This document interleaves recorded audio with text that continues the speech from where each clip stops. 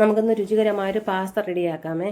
ഞാൻ കുഞ്ഞുങ്ങൾക്ക് ഇത് 4 മണിക്ക് കൊടുക്കാൻ വേണ്ടിയിട്ടാണ് ഒരു ചരുവത്തിൽ കുറച്ച് വെള്ളം വെച്ചു. അത് വെള്ളം തിളച്ച് വന്നപ്പോഴേക്കും ആവശ്യത്തിന് ഉപ്പിട്ടു, പാസ്ത തട്ടിയിട്ടു, കുറച്ച് ഒലിവ് ഓയിൽ ഒഴിച്ചു. അതിന് ശേഷം ഒന്ന് ഇളക്കി. അല്ലെങ്കിൽ ഈ പാസ്ത ഒട്ടിപ്പിടിക്കുക, എണ്ണ ഒഴിച്ചില്ലെങ്കിലേ. അത് 10 മിനിറ്റ് തിളച്ച് കഴിഞ്ഞപ്പോഴേക്കും പാസ്ത നല്ലതുപോലെ വെന്ത് വന്നിട്ടുണ്ടായിരുന്നു. അതൊരു അരിപ്പയിലേക്ക് ഒഴിച്ച് വെള്ളം വാരാൻ വെച്ചു.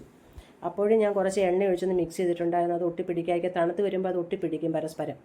അതിനുശേഷം ചട്ടി അടപ്പത്തെ വെച്ച് കുറച്ച് ഒലിവ് ഓയിലാണ് ഞാൻ ഉപയോഗിച്ചത്. അതിനുശേഷം 4 അല്ലി വെളുത്തുള്ളി അരിഞ്ഞ് വെച്ചിട്ടുണ്ടായിരുന്നു, അതിട്ട് അതിൻ്റെ പച്ചമണം മാറുന്ന പോലെ ഒന്ന് ഇളക്കി. ഒരു സവാള അരിഞ്ഞ് വെച്ചിട്ടുണ്ടായിരുന്നു, അതും അതിലേക്ക് ഇട്ടൊന്ന് ഇളക്കി. അതൊന്ന് വാടി വന്നപ്പോഴേക്കും ഞാൻ ഒരു പച്ചമുളകാണ് ഇട്ടത്. അത് എരിവ് വേണ്ട. ഈ സമയത്ത് നമുക്ക് ഏത് വെജിറ്റബിൾ വേണമെങ്കിലും ഇതിനകത്ത് ഇടാം. ക്യാപ്സിക്കം, ക്യാരറ്റ്, ക്യാബേജ് ഏത് വേണമെങ്കിലും ഇടാം. എൻ്റെ കയ്യിൽ വെജിറ്റബിൾ ഇല്ല, ഞാൻ അതുകൊണ്ട് ഇപ്പോൾ അതിനകത്ത് ഉപയോഗിക്കുന്നില്ല. അതിട്ടൊന്ന് മിക്സ് ചെയ്തതിന് ശേഷം 1/2 ടീസ്പൂണോളം മുളക് പൊടി, 1/4 ടീസ്പൂണോളം ഗരം മസാല ഇവ ഇട്ടൊന്ന് മിക്സ് ചെയ്യണം. അതിൻ്റെ പച്ചമണം മാറി വന്നപ്പോഴേക്കും ഞാൻ 1 ടേബിൾ സ്പൂണോളം ടൊമാറ്റോ സോസ് അതിനകത്തേക്ക് ഒഴിച്ചു. അത് ഒഴിച്ചതിന് ശേഷം ഒന്ന് മിക്സ് ചെയ്തതിന് ശേഷം 1/2 കപ്പ് വെള്ളം ഒഴിച്ചു. അതൊന്ന് ഇളക്കി. ഈ ഗ്രേവിക്ക് ആവശ്യമായ ഉപ്പിടണം.